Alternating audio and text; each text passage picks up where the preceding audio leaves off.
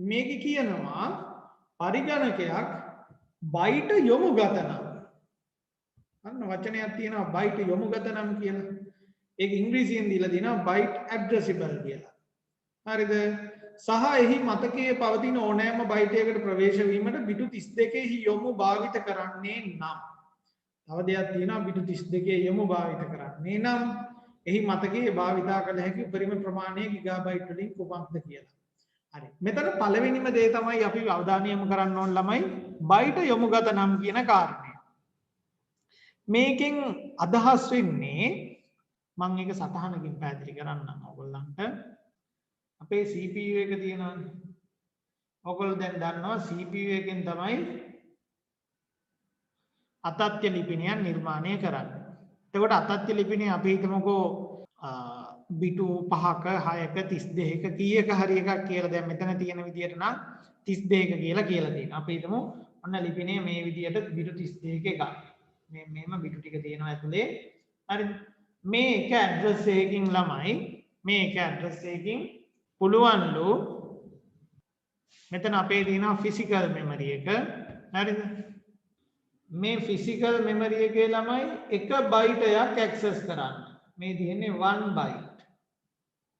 එක බයිටයක් ඇක්සස් කරන්න පුළුවන්ලු මෙයාගේ එක ලිපිනයකට. එතකොට තව ලිපිනයකින් පුළුවන් තව එකක් ඇක්සස් කරන්න. මේ විදිහට හැම ලිපිනයකටම එක ගානේ බයිට් ඇක්සස් කරන්න පුළුවන්. හරිද? එක ගානේ බයිට් ඇක්සස් කරන විදිහටලු හදලා තියෙන්නේ. ඒක තමයි මෙතන කියන්නේ බයිට යොමුගත කියලා. එතකොට මේ ගානේ කියනවා බයිට යොමුගතයි. ඒ කියන්නේ එක ලිපිනයකින් එක බයිටයක් යාට ඇක්සස් කරන්න පුළුවන්.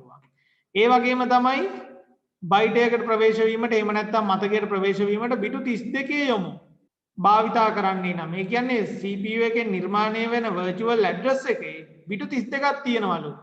හරිද? එහෙනම් අහනවා මේක බිටු 32ක් තියෙනවා නම් එහෙනම් එහි මතකයේ භාවිතා කළ හැකි උපරිම ප්‍රමාණය මතකයේ උපරිම ධාරිතාවය ගිගාබයිට් වලින් කොච්චරද කියලා. එතකොට මේකෙදි ළමයි අපි කරන්නේ මම ඒක පෙන්වන්නම් හදන හැටි. එතකොට පළවෙනියට අපි බලනවා මෙයාගේ ලිපින කීයක් හදා ගන්න පුළුවන්ද කියලා. අතත්්‍ය ලිපිනයට බිටු 32ක් භාවිතා කරනවා. හරිද? බිටු 32යි.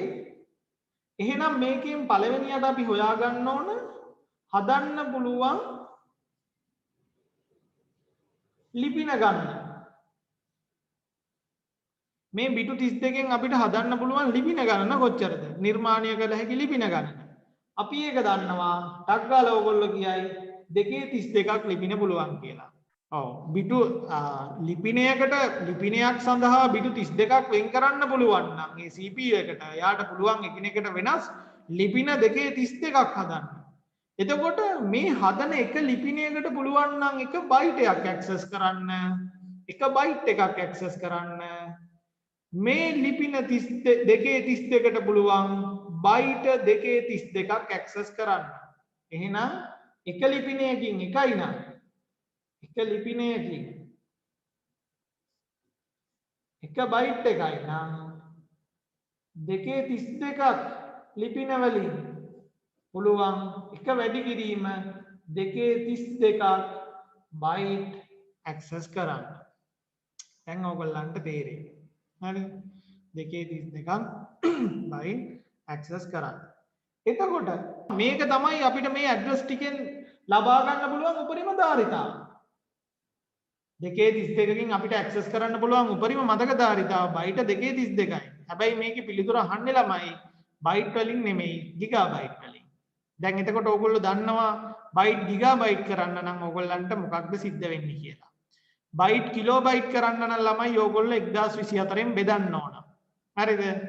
එතකොට කිලෝබයිට් මෙගාබයිට් කරන්න තව 1024කින් බෙදන්න ඕන. හරිද? මෙගාබයිට් ගිගාබයිට් කරන්න තව 1024කින් බෙදන්න ඕන. ඕකනේ වෙන්නේ. ඕගොල්ලේ මතක මේ අර පරිවර්තන පිළිබඳ අවබෝධයක් නැත්නම් පොඩ්ඩක් ආපහු නෝට් පෙරලලා මතක් කරගන්න ඒක.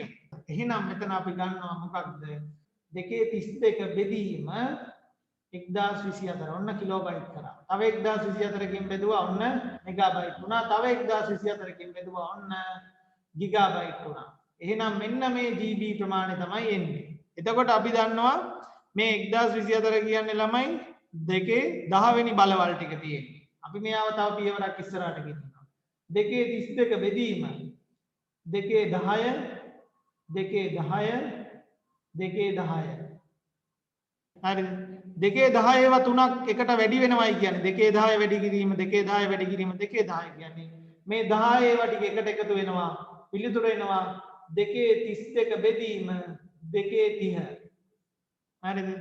2 32 බෙදීම 2 30 ඒ කියන්නේ ළමයි මෙයාගෙන් 2 32 න් බෙදනවයි කියන්නේ මේ 32 න් 30ක් අඩු වෙනවා කියන එක. එහෙනම් පිළිතුරට එනවා 2 2යි ගිගාබයිට්. තව දුරටත් කිව්වොත් 4යි ගිගාබයිට්. හරිද? මෙන්න මේ කාරණේ හින්දා තමයි ළමයි අපිට කියන්නේ 32 bit operating system එකක උපරිම ධාරිතාවයට RAM එක පාවිච්චි කරන්න පුළුවන් ගිගාබයිට් 4යි කියලා.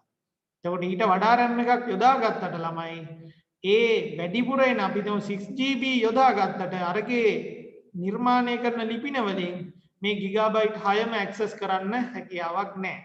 4යි භාවිතා වෙන්නේ.